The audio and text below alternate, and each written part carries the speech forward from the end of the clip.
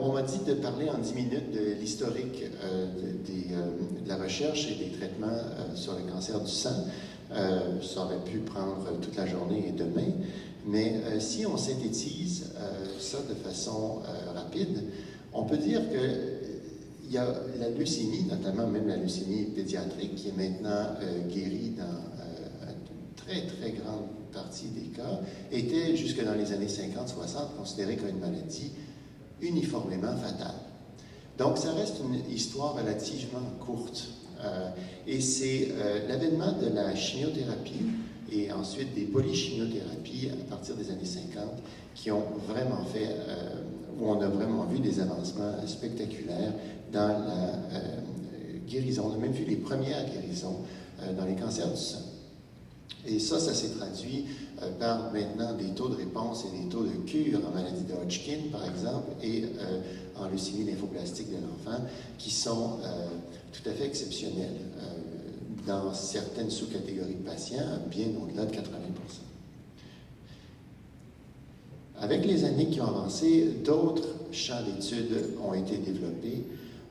Nous avons pu introduire, avec une meilleure compréhension de la maladie, des thérapies ciblées capables de précisément interagir avec les mécanismes défectueux dans les cellules cancéreuses. Et le Dr. Borden en a fait un thème dans son laboratoire et a maintenant trouvé une façon d'interagir justement avec certains de ces marqueurs biologiques-là afin d'amener des réponses en clinique. Notre domaine à nous, à Maisonneuve-Rosemont, en bonne partie, c'est la greffe de moelle. La greffe de moelle est ce qui a démontré au monde entier dans les années 70 que le système immunitaire pouvait guérir le cancer. Donc, c'est avec des patients leucémiques, en faisant une greffe allogénique, où il y avait une réaction de rejet, en quelque sorte, contre le patient, où on observait que les cellules leucémiques résiduelles étaient effectivement rejetées. Et les patients survivaient à long terme.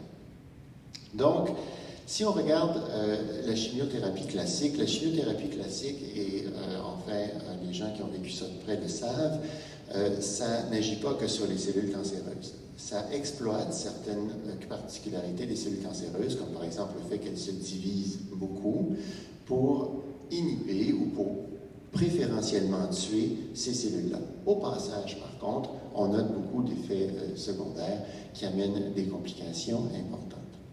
La thérapie ciblée, et ça c'est l'exemple de la leucémie myéloïde chronique, qui marche maintenant dans la très grande majorité des cas, on travaille directement sur l'anomalie biologique qui sous-tend la prolifération accrue des progéniteurs myéloïdes.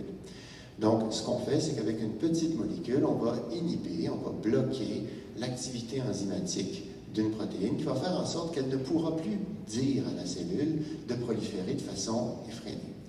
Donc, cette intervention-là a, dans cette maladie-là, complètement changé le portrait. Une maladie qui était fatale entre 3 et 5 ans, à moins d'être greffée, devient maintenant une maladie avec laquelle on peut vivre très bien et avoir des activités tout à fait normales. Dans notre domaine qui exploite davantage les mécanismes immunitaires, bien, ça a commencé ça tranquillement dans les années 70, alors qu'on a été capable graduellement de faire des anticorps monoclonaux. Alors, vous voyez là des lymphocytes qui vous disent peut-être rien, mais ils sont vraiment, vraiment méchants. Là. Ils sont vraiment sale tête. C'est une leucémie lymphoblastique T, bien qu'on n'a pas encore d'excellents anticorps monoclonaux contre celle-là. Je peux quand même utiliser l'exemple pour dire qu'à la surface de ces cellules sont exprimés des marqueurs, des molécules, qui peuvent être détectés par un anticorps synthétique qu'on injecte au patient. Et ensuite, on mobilise des mécanismes immunitaires chez les patients pour avoir une reconnaissance et une destruction efficace des cellules tumorales. Donc, les lymphomes ont été les premiers à bénéficier de cette approche-là, notamment par l'arrivée de l'anticorps rituximab, qui fait maintenant partie de la plupart de nos régimes de traitement pour les lymphomes des cellules B. La greffe, qui en soi a été une petite révolution, est basée sur le fait que lorsqu'on transfère des cellules d'un donneur à un receveur, on utilise des cellules mélangées. en quelque sorte, il y a des cellules souches, on appelle ça des greffes de cellules souches, c'est pas pour rien, mais il y a aussi beaucoup de cellules immunitaires, notamment les cellules T, et ces cellules T-là vont reconnaître à la fois la leucémie qui appartient à quelqu'un d'autre, donc qui est perçue comme étrangère, et ils vont l'éliminer, mais au passage, ils risquent aussi de reconnaître les tissus normaux des patients comme étant étrangers et les attaquer. Donc, les patients greffés subissent encore d'importantes conséquences du traitement, même s'ils sont parfaitement guéris de leur leucémie. Malheureusement aussi, bien que toutes ces thérapies-là soient originales, nous ne sommes pas exactement tout le temps au bout de nos peines. Le développement, encore une fois, afin de cibler davantage les cellules cancéreuses en immunothérapie, ce sont des choses qui avancent très rapidement. Il y a maintenant plusieurs protocoles pour faire l'expansion et la différenciation de cellules in vitro qui vont reconnaître spécifiquement les cancers, ou bien par exposition à différents facteurs, ou bien par modification génétique. Et peut-être, certains d'entre vous ont entendu parler des antigènes, des récepteurs antigéniques chimériques, ou chimeric antigen receptors, qui sont enfin probablement la thérapie du jour actuellement. Donc, par un mécanisme immunitaire, une cellule immunitaire transformée, on amène des réponses qui étaient tout à fait inespérées il n'y a pas 5 ans. Tout ça requiert des infrastructures importantes.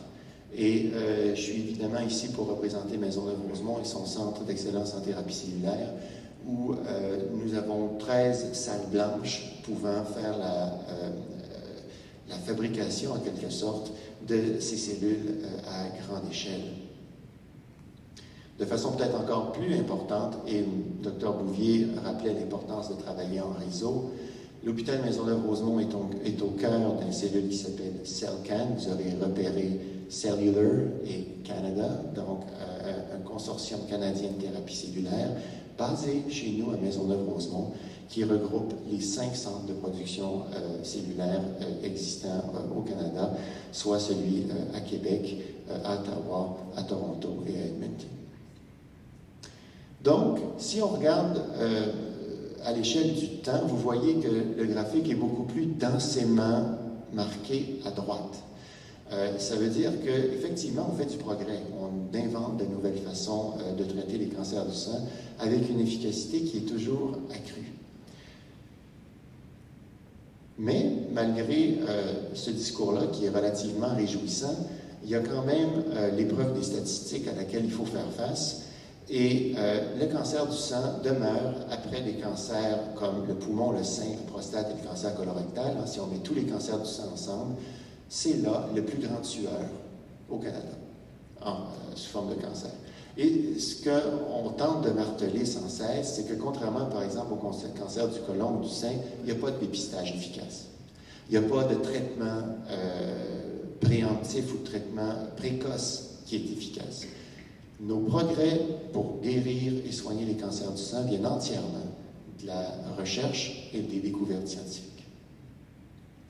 Alors, je veux juste, en fait, aussi finir de rappeler que oui, c'est très important d'investir dans les cancers du sang parce que c'est utile, on fait des progrès, mais il nous reste aussi énormément beaucoup de chemin à faire. Donc, ça, c'est les données anglaises de traitement de la leucémie myéloïde aiguë chez l'adulte. Et on voit que malgré une progression dans le temps, une amélioration constante de la survie des patients, il en demeure pas moins que la plus grosse partie du graphique est blanche. C'est-à-dire, ça, c'est tous les patients qui ne survivent pas. Donc, il faut prendre nos triomphes scientifiques avec un peu de modestie et faire réaliser à tout le monde que la route à parcourir est encore très longue.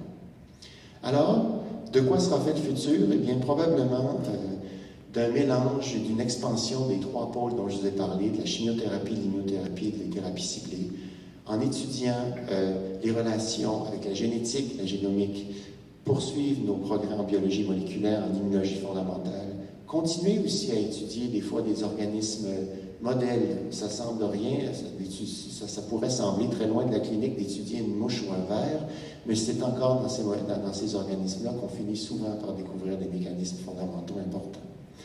Et aussi aussi, à l'autre bout du spectre, augmenter la qualité des traitements de support, infections, post-chimiothérapie, etc., qui ont un impact important sur la survie. Donc, on parle de survie, on parle de guérison, mais les patients nous rappellent aussi tout le temps que nos recherches doivent aussi s'attaquer aux problèmes importants de la qualité de vie et du contrôle des effets secondaires. Donc, la table est pleine. Il y a encore beaucoup de choses à faire. On n'a absolument aucun répit, aucune bonne raison de se reposer sur nos lauriers. Et la société, les différents organismes, vous et nous, nous avons encore beaucoup de pain sur la planche. Alors, de quoi ça fait l'avenir? On en discutera un peu aujourd'hui.